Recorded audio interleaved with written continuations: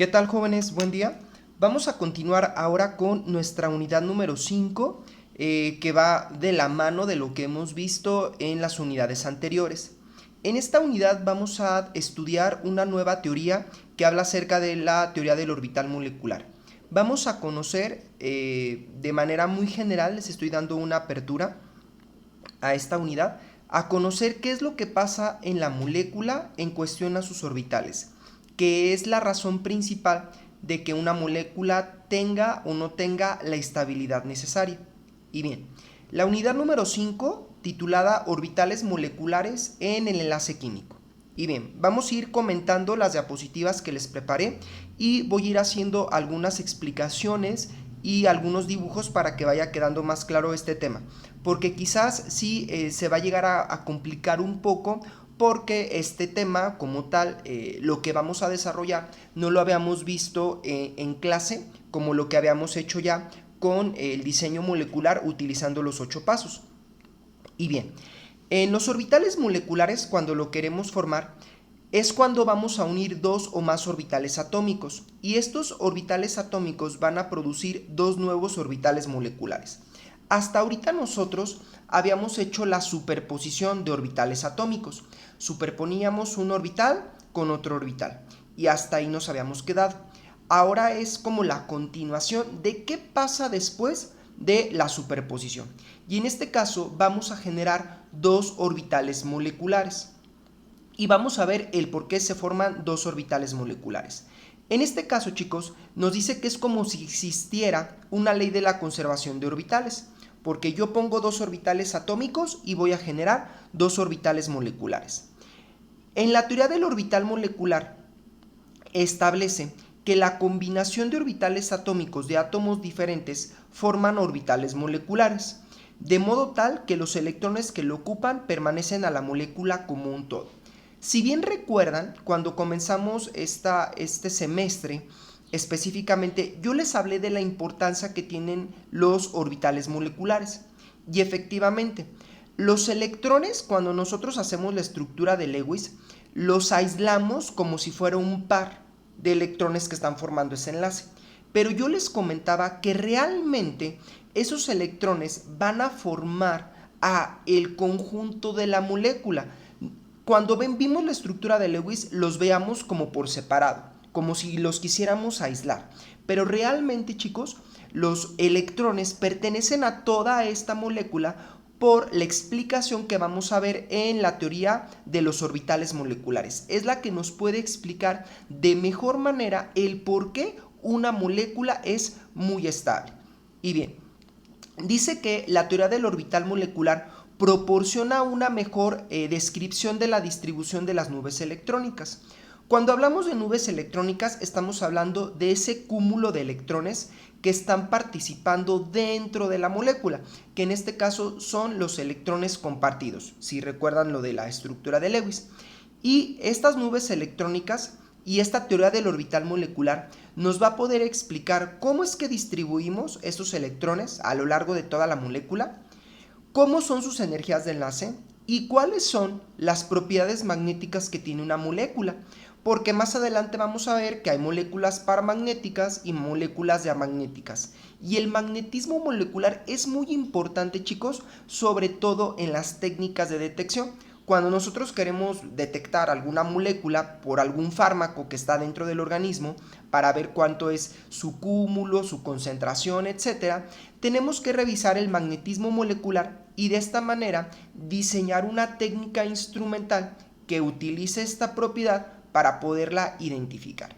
Y bueno, la teoría del orbital molecular no es fácil de construir una imagen mental de lo que realmente está pasando. Por ejemplo, regreso igual a la estructura de Lewis, pues ya con el dominio de esta estructura, pues ya podemos ir imaginando cómo es que quedaría esta molécula. Pero se van a dar cuenta que en un orbital molecular pues ya no es tan sencillo. La imagen de abajo, chicos, es hasta lo que nosotros teníamos. ¿Vieron cómo esos dos átomos de hidrógeno se están llevando a cabo la superposición? Están formando un enlace sigma, que es el enlace sencillo. y van a formar un orbital molecular. Se dieron cuenta cómo se fusiona. Nada más que aquí, nada más vemos un solo orbital molecular. Y acabamos de decir que existe una ley de orbitales moleculares. Y bien, en este caso, chicos, el primero que trabajó con estos tipos de orbitales, saber qué era lo que pasaba, fue Schrödinger, que ya él más adelante hablaba acerca del principio de incertidumbre, que es para saber si un electrón está o no está en un orbital. Esta ecuación es conocida como función de onda. Seguramente ahorita que están en su materia de óptica ya han trabajado con ondas y han visto las partes que conforman a una onda, si son constructivas, si son destructivas, en fase o fuera de fase. Y bien, este conocimiento lo vamos a aplicar. Esta función de onda nos dice, la voy a señalar aquí, la función de onda que les estoy indicando. Esta función de onda, cada una de las soluciones que tiene en un átomo representa un orbital atómico y nos dice cada solución representa un orbital atómico. Y en este caso, un orbital atómico va a tener al menos dos soluciones. Una solución me va a generar un orbital molecular de enlace, que más adelante lo voy a explicar, y otra solución me va a generar un orbital molecular de antienlace. Por lo tanto, nos dice que cuando nosotros combinamos estas funciones de onda, describen orbitales atómicos de átomos por separado que van a describir cuestiones matemáticas, pero para orbitales moleculares. ¿Por qué lo hablamos con descripciones matemáticas? Porque cada una de estas soluciones me va a generar lo que representa una onda. Entonces, esta solución yo la estoy representando gráficamente como si fuera una onda. Y a eso es a lo que nosotros le llamamos que generó una descripción matemática, para que lo podamos entender. Y bien, esta ecuación, obviamente, nosotros, como es una ecuación diferencial, ustedes sí llevaron ecuaciones diferenciales, podríamos resolverla porque se dieron cuenta que esta es una ecuación diferencial de segundo grado porque estamos trabajando con respecto a una segunda derivada y trabajamos con dos variables, con tanto la variable de Schrödinger, que ahí ustedes la ven en la ecuación, la voy a señalar, y con respecto a la posición, que es la variable x. Y bien, en este caso, chicos, cada una de estas soluciones de onda, dijimos que un orbital atómico va a tener dos soluciones de esta onda. Y dice que el signo que va a tener esta función de onda es muy importante. Cuando se combinan estas ondas, pueden actuar, o pueden interactuar más bien, de forma constructiva o de forma destructiva. De igual manera, cuando dos orbitales atómicos se superponen, pueden estar en fase o fuera de fase. Y bien, ¿a qué era lo que nos referíamos? Fíjense bien, la imagen que ustedes ven abajo dice de color azul superposición en fase, que es la suma. Cuando nosotros vamos a combinar dos orbitales atómicos, uno con cada función de onda, si lo hace de forma de suma, le vamos a llamar que está en fase. Porque lo que va a hacer cuando se combinen estas dos ondas es que va a aumentar la amplitud de la onda. La amplitud, como ustedes ya lo saben, lo voy a marcar aquí en la diapositiva, es esta parte que tenemos aquí, lo estoy señalando. Esta parte, ¿sí? La altitud con respecto al eje es la amplitud que lo tenemos. Si nosotros lo queremos ver una ampliación, es como si yo hiciera esto. Esta es la amplitud de la onda. En este caso, chicos, si ustedes observan, estoy combinando, es la palabra correcta, dos funciones de onda que empezaron con el mismo signo. Las dos empezaron con el signo de más. Entonces vamos a crear una superposición en fase. ¿Por qué le decimos que en fase? Porque empiezan con el mismo signo y van a ocasionar que esta onda aumente su amplitud. ¿Qué va a pasar si nosotros ahora combinamos dos funciones de onda, pero con diferente signo? Observen aquí que esta empieza con más y esta empieza con menos. Entonces ahí va a ser una destructiva o también conocida como fuera de fase. ahí lo que vamos a hacer es que las funciones de onda se van a anular y ya no vamos a tener una onda. Observen cómo obtenemos una línea recta, puesto que estas funciones de onda se anularon. Y en este caso, chicos, vamos a estudiar cuándo pasa cada una de estas, en las siguientes diapositivas. Dice, la superposición en fase da lugar a una interacción constructiva, que era lo que acababa de explicar, entre dos núcleos, y se va a producir un orbital molecular de enlace. ¿Qué quiere decir? Un orbital molecular de enlace va a estar formado por una superposición en fase.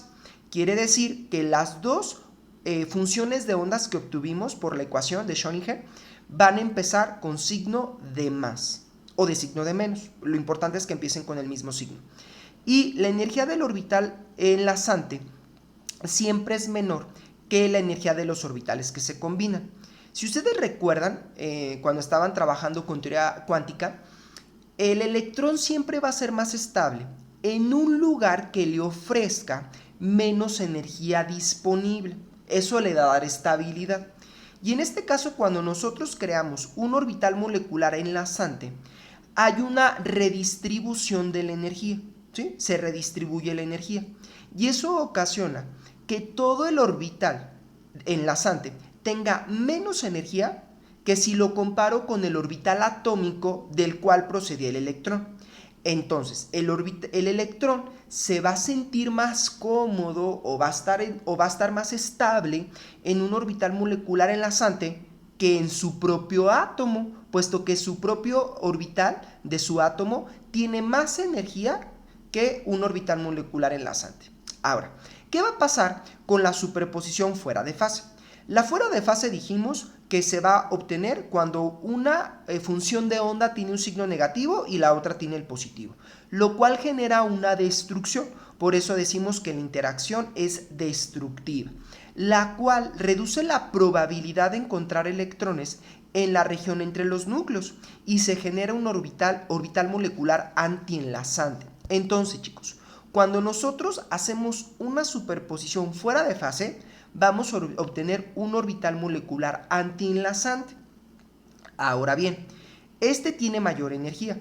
Ustedes se estarán preguntando más bien, pero pues nos acaba de decir el maestro que se destruye. Recuerden que esto de que se construya o se destruya es una representación matemática de lo que pasa, chicos, para que lo podamos entender, pero como una descripción matemática. Si nosotros lo vemos ya como una descripción química, ¿sí? El orbital molecular antienlazante, hagan de cuenta que la superposición, ¿sí? La superposición fuera de fase, no hay una manera como que de estos orbitales atómicos se puedan juntar, ¿sí? Vamos a ver más adelante que cuando nosotros queremos hacer esta superposición fuera de fase, se forma un nodo o plano nodal, que es una región donde es imposible que exista un electrón, porque hagan de cuenta que es como si fuera una barrera, como si fuera un muro. Entonces, ¿qué es lo que va a pasar acá? Que un orbital molecular antienlazante va a tener más energía, ¿sí?, que el orbital atómico por separado o el original. Por lo tanto, los electrones van a preferir quedarse con el orbital atómico del cual estaba, que quedarse en un orbital molecular antienlazante, porque esto le va a generar que tenga más energía y por lo tanto sea menos estable. Porque recuerden, un electrón siempre va a estar en un lugar que le proporcione menos energía. Y bien, en este caso, chicos, la superposición de orbitales atómicos siempre genera dos orbitales moleculares.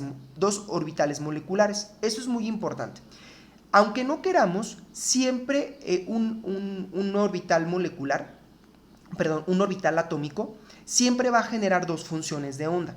Una función de onda le va a generar un orbital molecular de enlace y la otra función de onda le va a generar un orbital molecular de antienlace.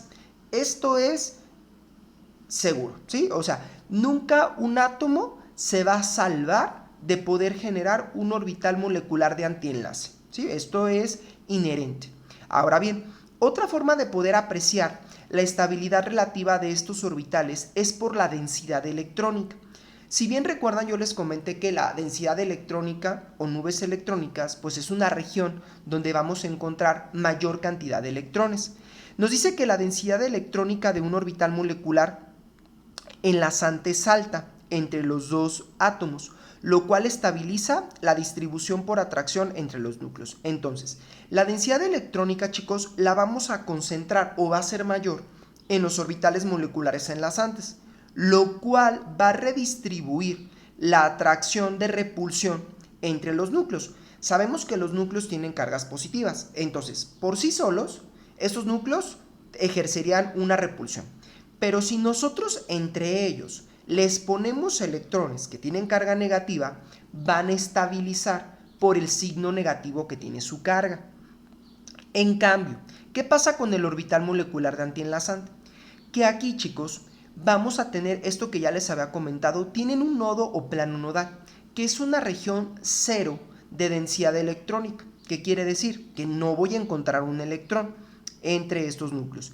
Y por lo tanto, como no voy a encontrar electrones disponibles entre estos núcleos, vamos a generar mayor repulsión entre estos dos núcleos y vamos a tener como consecuencia de ello que la molécula sea menos estable. Entonces, algo muy importante que surgió aquí, chicos. Un orbital molecular de enlace le va a dar estabilidad a la molécula y un orbital molecular de antienlace le genera inestabilidad. De hecho, más adelante vamos a ver una fórmula que se llama orden de enlace, que es la que nos va a ayudar a determinar si la molécula es o no es estable. Entonces, ahora bien, por lo pronto vamos a dejar aquí el video, continuamos en otro con los tipos de orbitales moleculares que podemos formar y la explicación de cada uno de ellos.